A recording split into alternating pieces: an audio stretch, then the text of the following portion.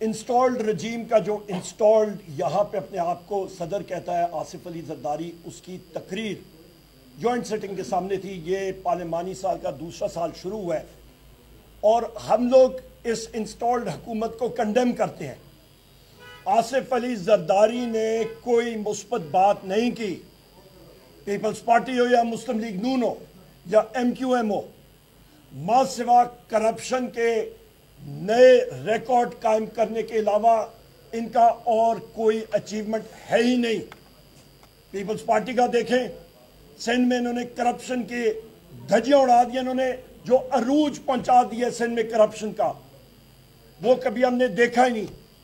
آصف علی زرداری ہو یا اس کا بیٹا ہو بلاول زرداری، پاکستان کے غیور خواتین حضرات اور بالخصوص سندھ کے خواتین حضرات، یہ وہ لوگ ہیں جو آپ کا پانی بیچتے جا رہے ہیں۔ انہوں نے نہ کونسل آف کامن انٹرسٹ کا اجلاس طلب کیا، نہ انہوں نے این ایف سی ایوارڈ کا اجلاس طلب کیا۔ پیکا بل میں حکومت کے ساتھ یہ جو آپ کی فارم 47 شہباز شریف کی حکومت ہے اس کے ساتھ ملے ہوئے تھے، میڈیا کا گلا انہوں نے کاٹا اور ابھی یہ مگرمچھ کے آنسو رو رہے ہیں، بہرا رہے ہیں۔ اس کے ساتھ آپ دیکھیں شہباز شریف کی رجیم کی کیا ایسی چیز ہے جس پہ یہ شنائیاں بجا رہے ہیں اور خوشی کا اظہار کر رہے ہیں۔ پنجاب میں پکے کے ڈاکوؤں کا راج ہے۔ پنجاب میں پنجاب پولیس نام کی چیز نہیں ہے، ایک ڈاکوؤں کا گروہ ہے۔ ڈاکٹر عثمان اس گروہ کا سردار بنا ہوا ہے۔ مریم نواز کی حکومت 60 پیجز کے وہاں پہ اشتہار چھاپتی ہے، کارکردگی صفر۔ شہباز شریف کا یہاں پہ جو رجیم بیٹھی ہوئی ہے، ان کی اقتصادی صورتحال اچیومنٹ صفر بٹا صرف۔ پبلک اکاؤنٹس کمیٹی پہ جب ہم نے پوچھ گچھ کی تو خواتین و حضرات، پاکستان کی عوام کے اوپر جو صرف ایکسچینج ریٹ جو انہوں نے 164 کا لگایا تھا 265 سے زیادہ ہو گیا ہے۔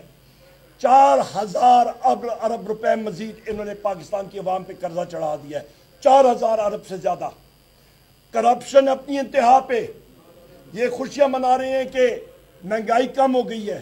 میرا اوپن چیلنج ہے شہباز شریف کو اور اس کے وزراء کو اور پنجاب کے لوگوں کو اور ان حکومت کے لوگوں کو، آ جائیں ذرا بازاروں میں ہمارے ساتھ آئیں، بغیر سیکیورٹی کے آئیں اور پاکستان کے محنت کش لوگوں سے پوچھیں کہ مہنگائی کم ہوئی ہے یا زیادہ ہوئی ہے۔ مہنگائی ریکارڈ لیول پہ اس وقت۔ آپ یہ اندازہ لگا لیں، ایکسپورٹس پاکستان تحریک انصاف کے لیول سے کم، افراد ازار ریکارڈ۔ آپ کا ریونیو 606 ارب روپے کا اس وقت خسارہ۔ آپ کا اسٹیٹ بینک میں جو بیلنس ہے، جو آپ کی فارن ایکسچینج ریزروز ہیں، پی ٹی آئی کے وقت سے کم ہے۔ اس وقت 11 ارب ڈالر ہے، ہمارے وقت 19 ارب ڈالر تھے۔ اس وقت ایس آئی ایف سی کا انہوں نے ازدہ رکھا ہوا ہے، پالا ہوا ہے۔ 2 سال میں ایس آئی ایف سی نے کیا کیا ہے؟ صفر بٹا صرف۔ کوئی ڈائریکٹ فورن انویسٹمنٹ نہیں آئی۔ سوال میرے بحیثیت اپوزیشن لیڈر 40 سے زیادہ میں نے کیے ہوئے ہیں وزارت خزانہ پہ اور وزارت دفاع پہ، ایک سوال کا جواب آج تک نہیں آیا پچھلے 6 مہینوں میں۔ یہ ان کے حالات ہیں۔ اس کے ساتھ ساتھ آپ یہ اندازہ لگا لیں کہ اس وقت پیکا ایکٹ کے تحت میڈیا کا گلا انہوں نے گھونٹ دیا ہے۔ انہوں نے پاکستان ڈیجیٹل ایکٹ کے ذریعے، بل کے ذریعے انہوں نے پورا سٹرکچر آئی ٹی کا ختم کر دیا۔ کوئی انویسٹمنٹ آئی ٹی سٹرکچر میں نہیں آ رہی۔ گندم کا اس وقت آپ برہان دیکھیں، اس وقت آپ کی گندم یہ امپورٹ کریں گے، کسان کو اس کی جو روزی تھی، اس کا جو حق تھا وہ پچھلے سال نہیں ملا۔ اس وقت آپ کی سمگلنگ انتہا پہ ہے۔ پیٹرولیم پروڈکٹس کی 550 ارب روپے کی سمگلنگ بلوچستان کے بارڈر سے ہوتی ہے۔ ذمہ دار کون؟ بلوچستان کے، میں بارہا کہتا چل رہا ہوں، 8 سے زیادہ اضلاع ہیں، وہاں پہ سیکیورٹی کوئی آمد و رفت نہیں ہے۔ باقی اضلاع ہیں وہاں پہ نیم ان کی آمد و رفت ہوتی ہے۔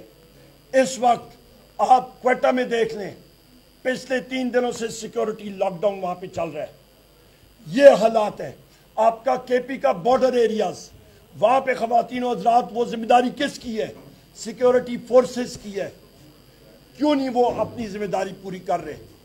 यहाँ पे इंटेलिजेंस एजेंसीज के हवाले से हमारे, मैं ये वसूख के साथ कह सकता हूँ कि हमारे बहादुर सिपाही, हमारे बहादुर मुसल्लह फौज के अफसरान अपनी जान का नजराना पेश कर रहे हैं, जामे शहादत नोश कर रहे हैं। मैं पूछता हूँ कि इंटेलिजेंस एजेंसीज के लोग उनकी गफलत की वजह से हमारे साथी मुसल्लह फौज के शहीद हो रहे हैं। हमारे जो इंटेलिजेंस के लोग हैं वो कहाँ पे होते हैं? वो सिर्फ पीटीआई के लोगों के पीछे लगे हुए हैं। जो दहशतगर्द हैं उनकी इन हरकत को हमने हमेशा कंडेम किया। वजीर आजम इमरान खान साहब ने हमेशा बात की, फौज भी मेरी, मुल्क भी मेरा। पर यहाँ पे इंटेलिजेंस के लोग जो खवातीन हज़रात हैं, बदकिस्मती के साथ वो बैरिस्टर गौर साहब के पीछे लगे हुए, अहमद चट्टा साहब के घर में जाके रेड्स कर रहे, काकड़ साहब के घर पे रेड कर रहे, शिबली फराज साहब के, मुझ पे, हम सारों के घरों पे। ये इनके हालात हैं। हमारे वर्कर्स को इन्होंने बंद किया हुआ है। आज आप देख रहे हैं वजीर आजम इमरान खान साहब किन केसेस में घेरे हुए हैं उनको, बोगस केसेस, बुशरा बीबी साहिबा को तोशाखाना के केसेस में, आसिफ अली जरदारी और नवाज शरीफ को इनके खिलाफ मर्सिडीज और BMW के तोशाखाना के केसेस थे, इनको क्यों नहीं पकड़ के अंदर कर रहे? आप ये देखें, डॉक्टर यास्मीन राशिद साहिबा, शाह महमूद कुरैशी साहब, हमारे एजाज चौधरी साहब, मियां महमूद रशीद साहब, उमर चीमा साहब, हसन न्याजी साहब, अनगिनत हमारे वर्कर्स जेल्स में इस वक्त सियासी कैदी हैं। इनके बारे में क्यों नहीं कोई, मतलब ये लोग, इनको नजर नहीं आ रहा पाकिस्तान में खवातीन हज़रात रूल ऑफ लॉ है ही नहीं, किसी किस्म की आइन और कानून की बालादस्ती नहीं है। और यही वजह है यहाँ पे इन्वेस्टमेंट नहीं हो रही। गुर्बत की लकीर से 2 करोड़ लोग नीचे चले गए हैं। इस फॉर्म 47 की हुकूमत को शर्म नहीं आती। मुल्क से 20 लाख लोग, नौजवान मुल्क से बाहर चले गए हैं। औसतन 40 लाख रुपए दे के फी का वो मुल्क से बाहर गए हैं। और ये डॉलर में इसको कन्वर्ट करें, 27 अरब डॉलर बनते हैं। इधर हम लोग 1.5 अरब डॉलर के लिए कशकोल लेके IMF के पास फिर रहे हैं, और मुल्क से इस नकम्मी रिजीम की वजह से 27 अरब डॉलर जो है वो मुल्क से बाहर जा रहा है। हम लोग इसको कंडेम कर रहे हैं। मीडिया में बात आप साथी बगैर झिझक के कर ही नहीं सकते हैं।